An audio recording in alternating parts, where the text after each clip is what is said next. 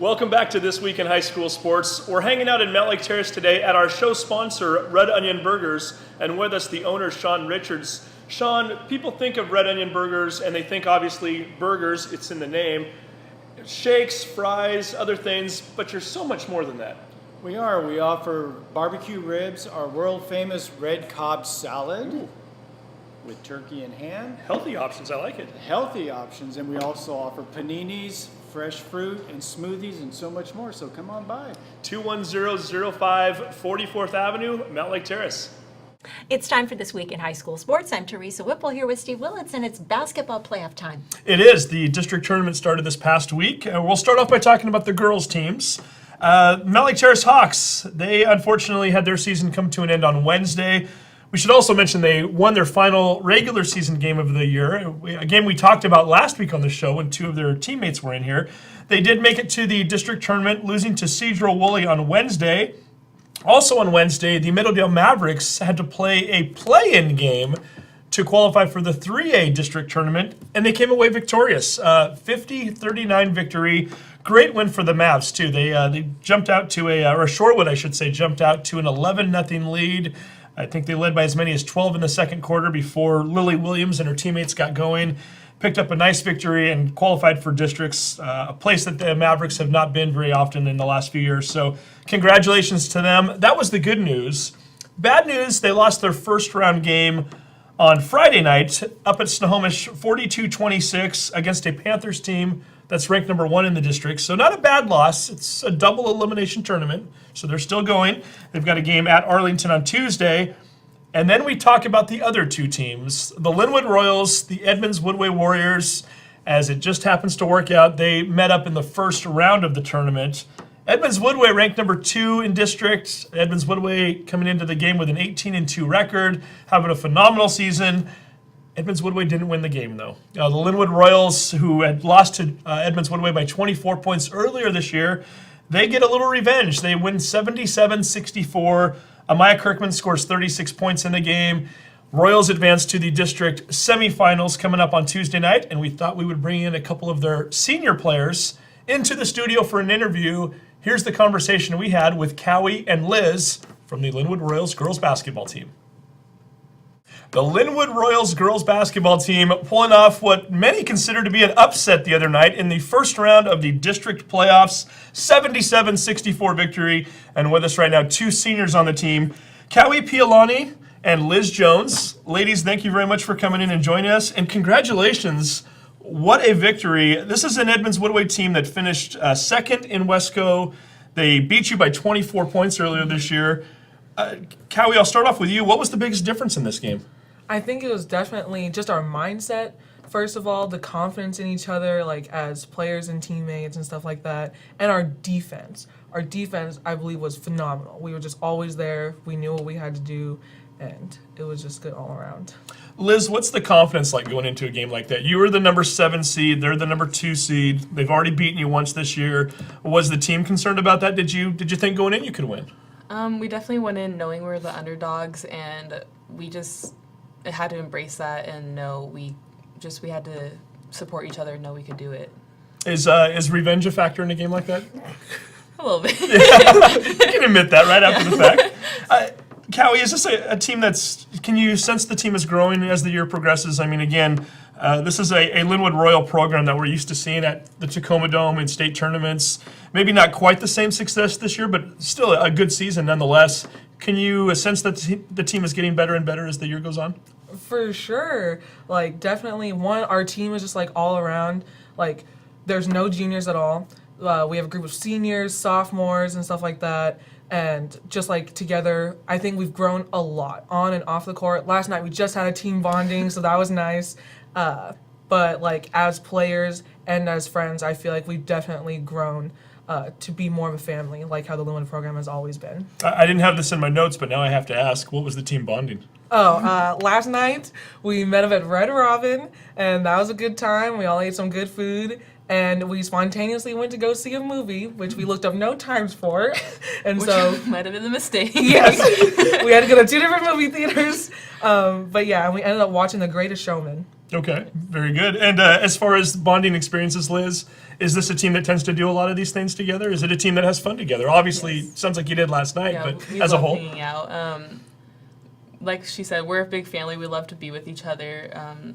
We don't do as much as we want to because a lot of us have jobs and we're all in like AP classes. So we just try as much as we can. So when you get those free moments, you take advantage of them. Yes. You're not going to have a free moment this coming Tuesday night. You have a big game coming up against Shorecrest. Yes. It's the district semifinals. We just talked about revenge a minute ago. A Shorecrest team that beat you earlier this year, 71-57, not that long ago either. Cowie, tell me a little bit about what this team needs to do differently to get a victory over Shorecrest. We definitely, so Edmonds-Woodway with that, like, we thought about what we had to do defensively, and it's been drilled to us, like, ever since I was a freshman and since Liz was a freshman, that defense wins games. And the first time we went against Shorecrest, I don't think we had that at all, like, to what we wanted it to be. So I just think we need to watch out for Shorecrest players because they're an all-around good team. They can shoot from the three, they can shoot from inside the three-point line, stuff like that. They can drive, they can do it all. So we just need to watch out for that. So just be ready. And before we leave the Edmonds-Woodway game entirely, Liz, I should point out, Maya Kirkman, 36 points the other night. I don't want to single one player out the entire interview here. We're going to talk about the rest of the teammates, but tell me a little bit about Amaya's game on the other night and what that meant to this team. It was amazing. We didn't even realize how much she had. We thought she was at like 12 maybe, and then at the end of the game, once we like added it all up, it was just a big. We just celebrated her and how hard she worked for what she earned. She earned it. It was amazing. Definitely. And now again, you get ready for the semifinals, and if you win that game, onto the district championship, and hopefully, ultimately, you're trying to get to the Tacoma Dome, a place that this team knows fairly well, albeit maybe some of the players from the past. Tacoma Dome last year, you get into the second round, you end up getting knocked out. The year before that, as your sophomore years, the team finished third at state. Your freshman year's state champions. I know neither one of you were on that team. Well, actually, Liz, I guess, 2 years ago, you had an experience. You weren't suited up, but you were on the bench, correct? Tell me about that. I went my sophomore year as a team manager, so that was back when Jordan Edwards and Michaela Pivick were seniors. Love them all. They're all great. It was so much fun because even though I wasn't technically on the team, they made me feel a part of it. And being there and having that experience, now that you're a player, does it just motivate you that much more to want to get there as a Yes. player? Okay. Yes. And Cowie, you were on the bench last year. You played on that team. Tell me a little bit about the Tacoma Dome experience and what it's like when you put on that uniform and you walk under those lights. It is nerve-wracking, but it's definitely, like, indescribable. The Tacoma Dome is something so different, just the environment and, like, the stands, like, come inwards, so it's, like, all focused on you, all the lights are on, like, it's just something that I feel like you can't even describe, but it's amazing. It's really an experience. And now you're one step back, closer, I should say, to possibly getting back, so we'll see how that goes. Tell me a little bit about each other real quick. Liz, I'll start with you. Tell me about Cowie. What does she mean to this team as a player, as a teammate, as a person? She is my best friend, and I love her so much. She's on the court. I've never heard someone talk the way she talks. Like, she's loud, and she lets everyone know what's happening on the court, and it's amazing. Cowie, your turn. talk about Liz a little. Tell me I love about you her. too. Liz, you have definitely had to fill in some big shoes, having Kelsey Rogers leave last year, who was an amazing post, and then also having Kia injured. But she is amazing. She's all over the court, defensively and offensively. She's ready for those rebounds. She's jumping, she's getting over people, and she's doing some nice little post moves down there. So you're just amazing, and I know you've had to fill in some big shoes. Well, and talk about filling those big shoes. Kelsey Rogers, who's now playing up at Western Washington, and Liz, I remember, I think early on in the season, I caught a game where I think you had 12 or 14 points, and I was talking to one of the Lynnwood coaches afterwards, and they were praising you for the work ethic you put in to get yourself in shape to be ready to go this season. Talk about that a little and what that's been like. Filling in her shoes, it's not easy. I love Kelsey so much, but she's amazing, and I'm just doing my best that I can. And as to getting in shape, I also play volleyball and track, and I just kept going to the workouts and just working out. Yeah. Well, and you both do track. You mentioned volleyball. Cowie, you've done cross country. The multi-sport athlete seems more and more rare these days.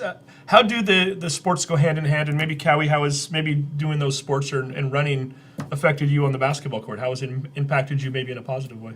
Last year when I did cross country and then I had basketball right afterwards, it was great. It was amazing. I was so happy I did it. Cross country was definitely a sport that is very hard.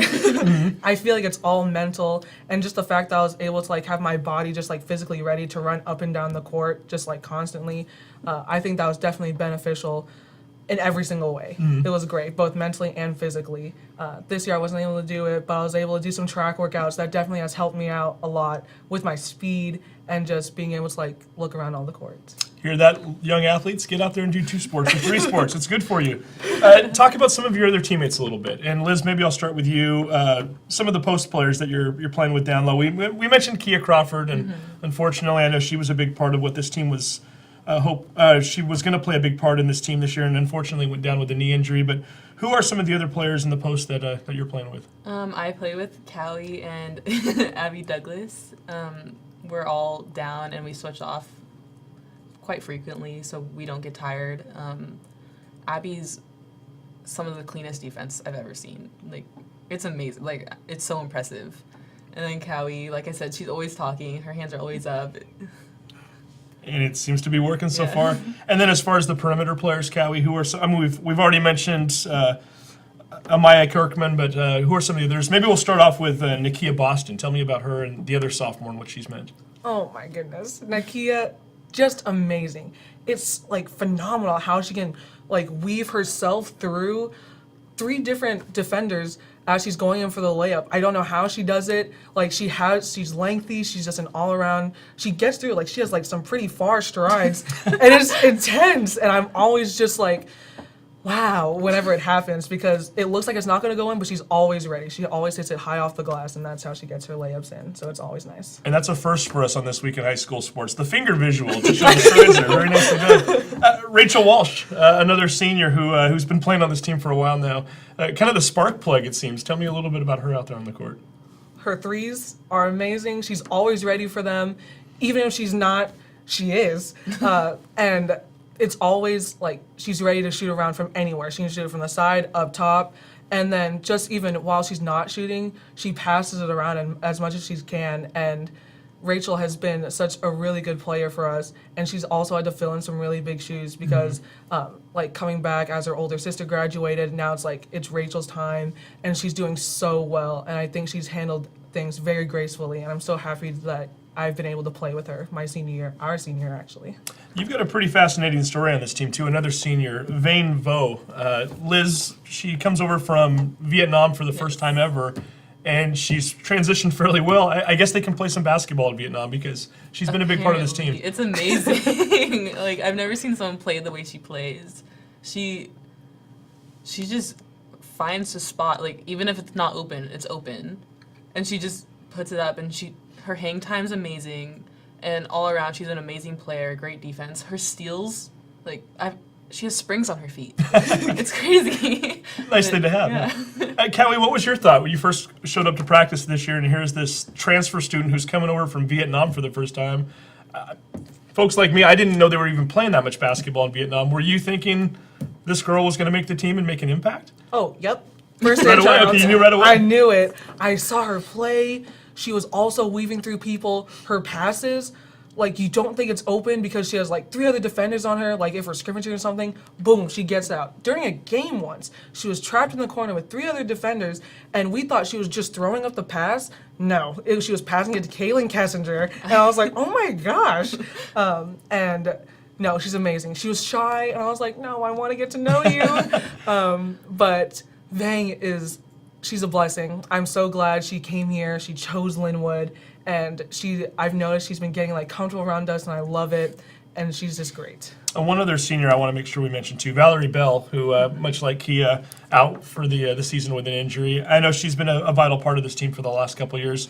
What does it mean to go out and get wins without Kia and without Valerie, knowing that you're not at full strength? Does that just motivate everybody that much more? Yes, we definitely do it partially for them and also for ourselves. We want them to be a part of the team as much as we can, and it's really tough considering like if you're an athlete and you get an injury that makes it so you can't play, that's just emotionally hard, and it's unfathomable, and we want them to be a part of the team as much as we can, so we try and win for them. Tell us about Coach Brandon Newby, new coach this year, a Lynnwood alum, we might add. It's your third coach in 3 years. What's it been like playing for Coach? It's been great. He's hilarious. He's such a good coach. He works us really hard during practice, but he always makes sure we have fun at the end with a game of bump. The old classic game of bump. Who wins the bump game usually? Maya. Maya, okay. Usually. But I mean, we both beat her at least once. Yeah, Okay, so that's you'll always take fun. that. Well, and another thing, you mentioned a pregame ritual too, Callie. What do you guys do to get ready for games? Oh, okay. So first, we start off, we bang the lockers. If we're at another school, we do it very gracefully. But we bang the lockers, we're all screaming, and then we all gather up in a circle as a team, and we just scream at each other that it's game time, that we're in it, and we just end with the little Royals on me, 1, 2, 3. And it's just like, in that moment, we know that we're there as a team, and it's us, and we're ready to play for each other. It definitely gets all like the nervousness that we feel, especially when we scream. I've definitely taken that as an advantage. Like, I scream my heart out, because then when I get in the game, it's not too bad, because I've already got all my like screaming out of my system. So Liz, is Callie the loudest in the locker room? She does have a loud voice, but I think I can't really tell because we're all screaming. And It's in one unity yell. it Okay, is. very nice. As far as you're both seniors, as far as future aspirations, what does the future hold for both of you? I want to go to a 4-year university to study psychology and become a family therapist. Oh, very good. Basketball by any chance, or? If I'm given the opportunity, I would love to, because it's my favorite sport. And do we have schools in mind at this point, or is it still too early? I've applied to Western, Washington State, as well as Central. Okay, very nice. And Callie, what about you? My ultimate goal is to go to UW Seattle, but I've also applied to Oregon State University, the other UW, and a school in California. But regardless, I want to study biochem, and I want to work for the CDC. That is excellent. And you both mentioned to me off camera too that you're very active in school. You mentioned that the two of you are taking a leadership class, I believe, together. Is that right? Mm-hmm. Talk about that class a little bit and what it's meant to maybe how you play basketball and how you combine being a student and an athlete and maybe time management. So being in this leadership class, it's definitely like been teaching us, like you said, time management skills and to prioritize. But like also in our leadership class, it's kind of like just that class of like 39 or so students, and we're there all year. We're working with each other, we're making posters, we're doing everything. And that has like taught us like how to work with other people that we may not know at the time and to work as a team. So we've definitely been able to like incorporate that with basketball. Like we've talked about earlier, like with our new team full of like sophomores, no juniors, it's definitely like helped both of us incorporate those kind of values into basketball on and off the court. So taking this leadership class has definitely helped a lot. Very good. And are both of you involved in Key Club, or is that? We are. Okay. Yes. Talk about that a little bit. Liz, what are you doing there? Well, we mainly just volunteer for whoever, honestly. Like, we both, like, I love volunteering and helping out whoever I can as much as I can, because it teaches how to just be selfless and help others who need it more than you do. So giving back to their community, getting it done in the classroom, on the basketball court, and they're going to the district semifinals. Very impressive two ladies here, as well as their teammates. Liz, Cowie, thank you both very much for coming in, and best of luck. We should mention Tuesday, I believe it is a 6 o'clock game, is that right? Here we go. Yep. 6 o'clock, Mountlake Terrace High School, Lynnwood versus Shorecrest. And then the other semifinal game immediately after, Stanwood versus Snohomish, also at MTHS. Best of luck this week. Thank you. Thank you very much for coming in. Yes. I have to admit, when I saw the score of the Lynnwood Edmonds-Woodway girls game, I was kind of surprised. I wasn't expecting that. I'll take it one step further. I think I was a little bit shocked. And that's nothing against the Lynnwood Royals No, girls. not at all. It's an Edmonds-Woodway team that's been playing just superb basketball all season long. And Lynnwood, a relatively young team. We had two seniors in here, but a lot of really solid sophomore players coming up through the program. They're certainly a team that we're going to be watching for the next couple of years. But for them to come out and score 77 points against Edmonds-Woodway, phenomenal job. Speaking of sophomores on the Lynnwood team, Amaya Kirkman, you are our recipient of the Action Jackson Plumbing Player of the Week Award. Not only did you knock off the Edmonds-Woodway Warriors, You scored 36 points in the process. So when you score 36 in your district playoff game and pull off an upset like that, you get a T-shirt. So there are two teammates in here get the interview, you get the shirt, and the Royals get to move on to the semifinals. And again, that game taking place 6 p.m. Tuesday at Mountlake Terrace High School. The other two girls teams that are still alive and playing from the Edmonds School District, Edmonds-Woodway Warriors will be hosting Ferndale. That game is Tuesday night at 7 o'clock at Edmonds-Woodway High School. If they're able to win that game, they still would need to win 2 more in order to get to the regionals. One of which would be a 6 p.m. game at Mountlake Terrace High School on Thursday night, and that would be it's a neutral site, so we don't know who their opponent would be yet. And then they would also have to play at Jackson High School on Saturday at 1:30. Meadowdale, a very similar road. They have to win 3 consecutive games, and they take on Arlington on Tuesday up in Arlington. So nonetheless, those two teams, they have their work cut out for them, as does Lynnwood. They play a tough opponent on Tuesday night, so it'll be fun to watch. Right, and as we were talking about, the boys are in a similar situation. Everybody's having to kind of fight back a little bit to stay in it. Everybody that we have left is in the consolation Yeah. bracket. We the only 2 basketball teams that we've lost for the season thus far, Mountlake Terrace girls, who we've already mentioned, and the Lynnwood boys. They had to play a play-in game to try to get to districts against one of our other teams, so somebody had to lose. Meadowdale picking up a victory over the Royals 59-53 on Thursday night. A game that Lynnwood led at halftime. So Bobby Hinnenkamp and his squad, scrappy team. They gave the Mavs all they could handle, but the Mavs pulled it out. Mavericks then advanced, and as we mentioned, they ended up in the consolation bracket by virtue of losing to a very good Marysville-Pilchuck team Saturday night. The final score was 52-44. The Meadowdale Mavericks now have to play up at Ferndale on Wednesday night to try to keep their season going. And much like the girls, they need to get 3 consecutive victories in order to make it out of the district playoffs and into regionals. We've already talked about Edmonds-Woodway, or we're about to talk about Edmonds-Woodway, so I'll save that one for a minute. But the heartbreaking loss of the weekend took place at Mountlake Terrace High School on Saturday night. Mountlake Terrace led by 14 going into the 4th quarter, led by 5 going into the final 20 seconds, up by 1, 7 seconds left. I actually broadcasted the game for the Hawk Broadcasting Network. Here's the call. Here's how the Mountlake Terrace Hawks lost their opening round district tournament game. Needs to hit this first one and does not. Ball batted around, picked up by the Cubs. We're down to 4 seconds to go. Hawks are already in double bonus. The shot goes up. It goes in with 0.2 seconds left. Are you kidding me?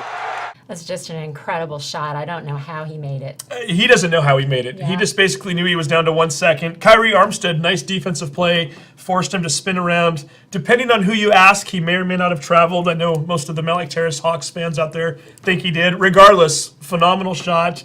Maybe a bit of luck, maybe a lot of luck. Mm-hmm. But nonetheless, Sedro Woolley pulls out the victory. Mountlake Terrace now heads to the consolation bracket, where they have to win at least 2 games coming up. Again, they're in the loser-out situation, so if they lose either of these next 2 games, their season ends immediately. Their first game will be Tuesday night, 7:30 start time, up at Skagit Valley Community College. They will be taking on the Lakewood Cougars, so we'll see how they do. And then it's the Edmonds-Woodway Warriors, a team that had a nice year. They've 12-8 overall coming into the playoffs, playing a very tough Stanwood team on Saturday night. Unfortunately, they lost to the Spartans 68-64, which puts them into the consolation bracket. I'm saying the word consolation bracket a lot, unfortunately, for the Edmonds School District teams. But nonetheless, a team that fought hard on Saturday night, almost pulled off a victory, and we brought 2 of their seniors into the studio to talk about their team and their season so far. The Edmonds-Woodway Warriors boys basketball team having a successful season thus far, 12-8 overall during the regular season. Unfortunately, a tough loss on Saturday night to Stanwood 68-64. It's a double elimination tournament, so they're still alive. And with us right now, 2 of the seniors on the team, Acholonu and Cam Eck. Guys, thanks for coming in today. Cam, I'll start with you. A tough loss to a very good Stanwood team, a team that really kind of blew you guys out back in early January. You played them very tough this time, only losing by 4. What was the biggest difference in that game, and how were you able to compete so much better this First, time? thanks for having us. We really appreciate it. And the biggest difference was having Uchenna back, having a depth. We could really go harder for longer periods of time. That first game, we were really just gassed in the second half, and we started making mistakes that are unlike us. And we should mention, Uch, you and your brother, Chinada, who's also on the team. Chinadu, you guys were visiting family in Nigeria over the holiday break, so you missed the first Stanwood game. Was it a little bit of a surprise to the Stanwood folks? Did they not know who you guys were maybe as much because of that? Or I know Coach Ward up there in Stanwood scouts pretty well, but I've got to think you guys were kind of the unknown for them. I think that was the case a little bit because I know they probably watch film, so they've probably seen us like play in like the last 3 games for sure. But yeah, I agree with Cam. I think having me and Chin back probably helps. It helps give like guys a rest, especially in the second half when we're like tired. But yeah. So a close game, and really a team that seems to be getting better as the season's gone on.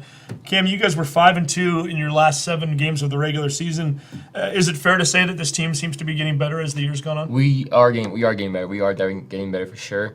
We are taking huge strides. We are communicating better on the floor. I think that's one of the biggest spots where we've improved is communication. At the beginning of the season, there were some gaps in our communication, and that led to mistakes.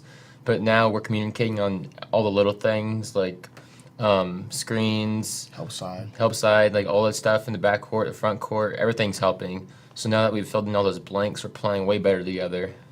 And Uchi, you guys are a team. I mean, the 2 of you are seniors, but really there's only 4 seniors on the entire roster.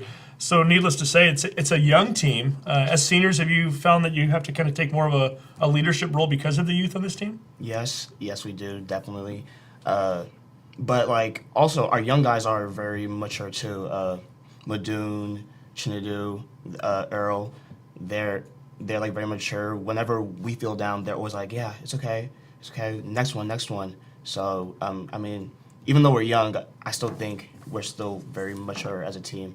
But for the young guys, they just need to take that next step into becoming even more mature, playing in the key moments, I feel like. Well, let's talk a little bit about some of those guys. We'll start with the other 2 seniors. We've had Noah Becker in here before. He's had a very solid career over the last few years, and Mike Epic also. Yeah. 2 guys who've done quite a bit to contribute to the team's success this year. Cam, tell me a little bit about those 2 and what they've meant to this squad. Mike, he's going to work. He is going to work you down all game. He is not going to let you get the ball. Like, he is going to play great defense the whole game. The dude's super enthusiastic. Noah, super athletic, can play the court. You put him in the back, and he'll watch the ball, and he can predict the passes. Like, he can just see it. I don't know how he does it, but he can see the passes coming, and he gets a lot of steals every game, and it's super nice having him in the back court. And Uch, you talked about your brother a minute ago, Chin. You also mentioned Madoon Bull. Yeah. Those 2 guys, only sophomores. They don't play like sophomores. Yeah. I have a feling the future is very bright for those 2 potential superstars, really. Tell me a little bit about, we'll start off by talking about your brother a little bit. Maybe hard to critique a sibling, but tell me a little bit about him and what his game is like and what it's like to see him grow. Like you said, Chinadu, he doesn't play like a sophomore. He's big, he's very strong. In practice, we are always competing.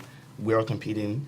Part of that's because we're brothers, but also is because I want to get him better. I know he has the potential to be very good. And, you know, him and Madoon, they play for, the same AAU team, right? So I know in the future that's going to be a really good 1-2 punch, so. What is the sibling rivalry like? Because you and your brother are really the 2 main point guards on this team. Yeah. Is it competitive? Is it friendly? I mean, is it encouraging? I've got to think when you're vying for the same position out on the court, it's a little bit tough at times.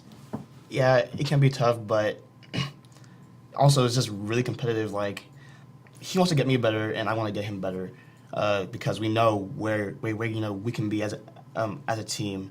And I know where he could be when he gets older, when he becomes a junior, a senior. So ultimately, I mean, at home, when we get home, we just talk about it. We talk about getting each other better, going to the gym and stuff, because we just know how good we could be. And so far, they've been really good. Hey, Cam, for you, it's a little bit unusual in that there's not a lot of post play on this team. It seems to be you and a bunch of guards out there all the time. Who's been able to help you maybe down in the box there? Errol's he's been a help. Errol Richards. He stepped his game up this season. He's playing better than he has ever. And he's played good in the last few years, but he's playing really good this year. He's playing hard. He's hitting hard down in the block. He's not getting bullied. He's bullying kids. It's really helped. And like when I get tired, he comes in and he does his job, and he scores. He's really good offensively too, so that helps when he comes in. He can score. He can shoot the three. He can drive. He's super smooth off the dribble. It's really good to have him on the team. Tell me about each other for a moment here. Uch, we'll start with you. Tell me about Mr. Cam Eck here and what he brings to the squad and what it's like playing with him out on the court. Kameron Eck, he's our tallest guy, ferocious rebounder. He's always energetic. Whenever we get down, he's always there first to pick us up. He's always running the floor. He just brings the life and energy to practice, to the game, to the bus ride. He's always like, yeah, guys, let's go. We can go get this dub. We don't care who we're playing. We're going to go out there and compete. So he's one of the vocal leaders, it Yeah. sounds like, too. Yeah. Okay, and then Cam, tell me a little bit about Uch and his game and his... One of the hardest workers I know. He does not want to lose.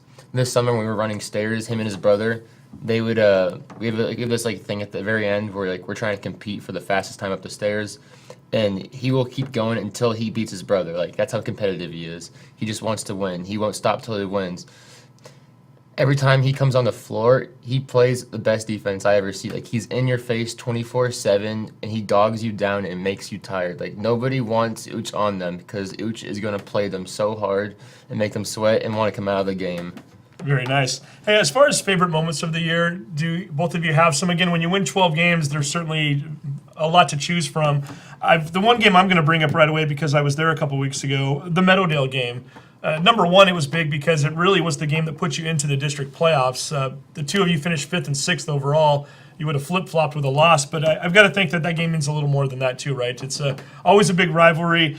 Cam, I know you and I were talking about it a little bit before the camera started rolling. What did that mean to beat Meadowdale in their place too, and with a loud, ruckus crowd that night too? As you know, Meadowdale is a small gym. It gets loud, very loud in there, and that can get to you if you don't come together with your team and stay composed. It can get to you inside your head. So I'm glad we can come together and stay composed. But to win that game means a lot. Put us further into playoffs, secured our spot. At the same time, we see that school and those kids. We live in the same proximity, so it just feels nice to have that win, kind of like a small chip on our shoulder. Definitely. Uch, what about you? Do you have a favorite moment from the year, or maybe another game that kind of stands out to you? I mean, going back to that Meadowdale game, street creds, rivalry, all that. Me and Cam, we've never lost to Meadowdale before in our short careers. So being able to go 8-0 against them, that was big. It's a very tough game, very loud, a lot at stake. Mm-hmm.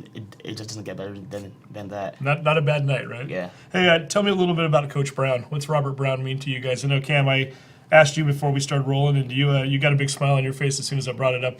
Tell me a little bit about Coach. Coach Brown's one of my favorite coaches.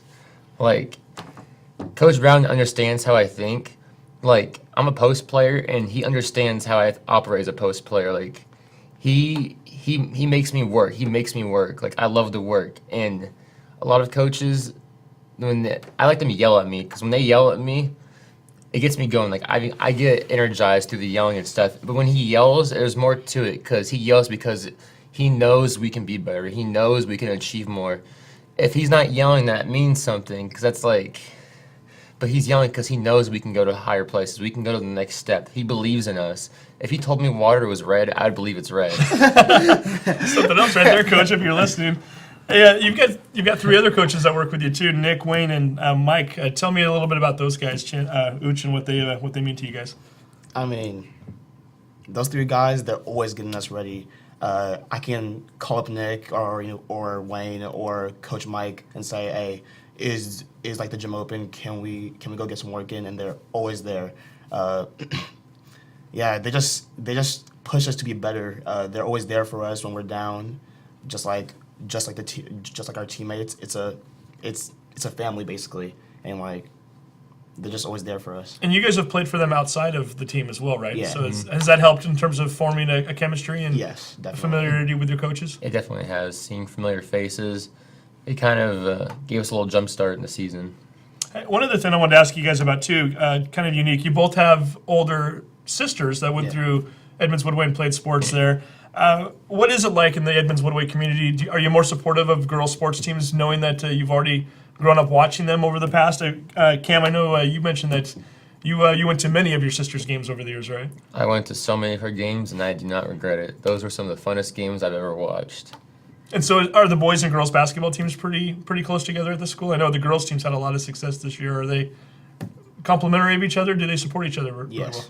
Yeah, the girls are super supportive. Like, I don't think they get enough praise. Like, the girls at our school, they deserve more praise. Like, they're such a good team, and they're so supportive of not just our team, but also many other sports at this school. So, like, shout out to them. Very nice. Like, adding on to Kameron, like, sometimes at our gym we don't get that many fans, but like when we don't get those fans, those girls are like always there to like support us, and like Cam said, they need to get more praise for that.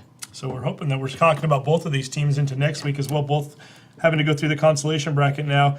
As far as the game coming up, you have a game versus Everett Wednesday night at home, I might add. Cam, your final game at EW, I mean, tell me what that's going to be like. That's a lot right there. I haven't really put much thought into that. I've been just like thinking about the game itself. Haven't been really thinking about it as my last home game. And I think I'm gonna continue to think of it that way because we got a job to do, and that's what we're here to do. We're here to take care of our job. But the fact that it is my last home game is in the back of my head, and it is kind of a sad thought. But like all good things come to an end. Indeed. And we mentioned it's the last home game. We're hoping it's not the last game. You're in a loser-out situation. And as you start to look forward here, you need to get 3 wins this week. The other 2 games would be on a neutral site at Jackson High School. And as you look at a bracket like this, Uch, is it hard not to start to look ahead a little? I mean, you guys need to obviously win on Wednesday to get to Friday, which would then lead to Saturday. I know coaches like to say 1 game at a time, but do you start to kind of look at these things a little bit when they come out, or are you guys really a focused team that can really concentrate on just the team at hand? I mean, sometimes you want to go look at the brackets, but I think our team is very disciplined. We just listen to our coach. Our coach always says, yeah, like you said, 1 game at a time. So over time, we just been disciplined and just focusing on the next opponent, the next game. So we're focused on Everett right now, trying to get that dub and then move on to whatever lies ahead of us. So they are focused indeed. What does the rest of the school year look like for both of you? What are you doing when you're not playing basketball as seniors, Cam? Me? So I'm trying to go to Central for Computer Science right now, so I'm teaching myself how to program right now. And if I'm not doing that, I'm just with my friends or I'm working out. Very good. And then, Uch, I know you're involved with the BSU. Talk about Yeah. Black Student Union and what that means to Edmonds-Woodway. Black Student Union, yeah. So it's a club at our school. I know when people hear Black Student Union, they only think it's kids of color who can be involved. But even Kameron here, he's supportive of us. He comes to the meetings each week. It's just basically a club where we just talk about the issues in America today, especially with the controversy with our president and what's been following with that. But yeah, it's a fun club. I encourage all to join, no matter what color. Well, do you find that the students at the school unite as a whole because of things like BSU? Yes. BSU is just one club there at the school that's what am I trying to say? Specific for We have a whole bunch of other social clubs. Yeah. We have Rainbow Warriors. We have Mental Health Club. Middle Eastern Student We have Union. DHH Club. And That's these groups great. don't feel isolated. Consequently, everybody seems to kind of come together. Yeah. And These unite groups, to- we make an effort to try and come together. These clubs, we try to come together because we realize most of these clubs are focused around marginalized groups, and these clubs realize that we have a thing in common. And I'm not marginalized myself. I support the clubs, but the clubs that focus around marginalized groups, they realize they have something in common. So they all try to come together and support each other because that's the best thing they can do. Outstanding. And then as far as future aspirations, Cam, you already talked about college a little bit. Uch, what about you? Where are you maybe looking to go next year? It's always hard to leave your family. So I definitely applied to a lot of schools around here like UW, Seattle U, but then I also applied out of state to some California schools such as Stanford, USC, and then Columbia in New York. But as far as academically, I want to be a civil engineer. So that's the main goal. But then this offseason, I'm still gonna work out, still gonna get my shots up, still gonna get better at basketball. Then I'm gonna try to see where that takes me. I'm gonna try to walk on and see what happens. And the one thing that I need to put into this interview, and I meant to have it earlier, but we're going to end the interview with this. You missed a handful of games this year, as well as your brother during the holiday break. We mentioned it at the beginning, but you took a trip back to Nigeria. Yeah. It's where your father's from, right? Yeah. Tell me a little bit about that trip. First time ever there, I understand. First time ever. It was very humbling because, like I told you before, when you compare here to there, you can see like so many things are taken for granted. Yeah. Even like the little things like water. I told you over here, people drink water. If they don't finish it, they just throw it away or they pour it away.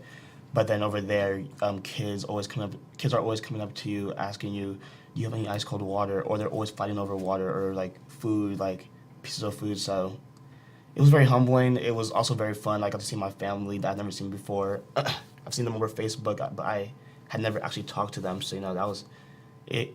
It was pretty fun. I also saw the places where my grandfather was buried and my grandmother. So it was very fun. So Facebook in Nigeria, something we don't really think about. Yeah, So. it's big. It's basically the only way they can communicate with us from there to like here. So. And favorite moment from the trip? Favorite moment, I'd say, was like the holiday time, Christmas and New Year's. There was a lot of parades, masquerades, fireworks. It was just fun being with the family, people I'd never seen before, but it was just fun. We connected instantly and had a great time. Very nice. And Ken, I'm sure you and your teammates were happy to have the Acholonu brothers back. We missed them. We missed them. Our two main point guards, we had to adjust without them, but we're glad to have them back for sure. And you will have them back next week as well. Again, Wednesday at home against Everett. Consolation game, so they need to win this one. Hey, Uch, Cam, thank you guys very much for coming in today. Thank you. Best of luck on Wednesday, and we're Thank you. hoping that we're talking about these guys playing into regionals next week, but they've got some work to do beforehand before we can even get there. So, best of luck. Thank you. So many sibling stories on this show. Yeah, we've had a number of them over the years, and kind of an interesting dynamic with those guys there in the sense that Cam talking about his older sister and how much fun he had going to her games, and then we have Uch, who, along with his brother Chin, they compete for a position on the court and are competing for minutes, and yet at the same time they're able to support each other, and it seems to work out well for them. Yeah, it's really great. So we're going to talk about wrestling. We are. The regionals took place over the weekend, which means we now know which of our wrestlers are heading to state, boys and girls from all of our local schools. Ready to read some names? Here we go. We'll start off with the Wesco 3A, and this was the one that the Edmonds-Woodway, Meadowdale, and Lynnwood teams participated in. 15 schools partaking in this event. Edmonds-Woodway taking 4th overall, a spot that they're not used to. They ended up in a region with some very tough schools. Kamiakin, Southridge, and Marysville-Pilchuck taking the top 3 spots. Here are the wrestlers from the tournament who qualified for the state tournament next week. Top 4 in each of the weight classes moved on. Baylor Dinkinger took 2nd place in the 106-pound category. These are Edmonds-Woodway wrestlers first. Grayson Lecomte took 2nd place in the 126-pound category. Salou Fadhe, 3rd place in the 132-pound category. Robbie Simonton, 4th place in the 195-pound. Generous Ye, one of our favorite names, 4th place in the 220-pound category. Victoria Keys, our young lady who was in here a while ago, she also qualified for the state tournament, the Matt Classic coming up in the Tacoma Dome. And the one name that I have yet to mention from Edmonds-Woodway, because we were going to save him for last, right here, our Action Jackson Plumbing Player of the Week, Howie Hare, the only one of our Warrior wrestlers to actually take 1st place over the weekend. He won the 120-pound category. So Howie, for your efforts and for being the regional champ, you get a t-shirt. You're the Player of the Week. Other wrestlers who also advanced, Renee Mack, who was wrestling at the 2A tournament for Mountlake Terrace, he won the 195-pound category. And we also had a Meadowdale wrestler advance, and the guy who was just in here, I think it was last week, Yeah. Aria Zerai, fourth place as he loses his match to Salou Fateh. The two of them going head-to-head in the third and fourth place. So bad news for Arya, who had beaten Salou the week before. He loses. The good news, they both advanced to the Tacoma Dome. So a lot of great moments for those wrestlers, and Mat Classic is always a big deal. I think 24, 28 mats or whatever it is spread out throughout the Tacoma Dome. Matches going on all over the place. It is quite the spectacle, so if anybody has some free time next weekend, get on down there, check it out, and support the local wrestlers. Yeah, sounds like fun. So, and we have swimming to talk about still. We do have swimming, the other sport that has their state championships next week. So again, regionals took place over the weekend, and we're going to list some more names off here as we have swimmers locally who advanced to the Aquatic Center down in Federal Way next week. Start off for Mountlake Terrace. They were over at the 2A regional. Only one swimmer making it through in the 100 breaststroke. Sasha Bogatrev. I probably messed up his name a little bit, but we've got a couple more years with Sasha. I think he's a sophomore, so we'll figure it out at some point. But nonetheless, Sasha's heading on down to Federal Way next week. And then we focus our attention over to the 3A, where a number of schools were participating in the regional. Edmonds-Woodway taking second place overall, by the way. I think there were 15 or 20 schools there. They take second behind Shorewood. But now we're going to focus on the individuals who had qualified next week. We start off with Anthony Edwards, Edmonds-Woodway swimmer. He took fourth in the 200 freestyle. He also took fourth in the 500 freestyle, so he's got a couple of events he's going to be swimming in. We look through here. Logan Schnitzius took third place in the 500 freestyle, so he also advances. Jeff Plume for Edmonds-Woodway, fourth place in the 100 backstroke.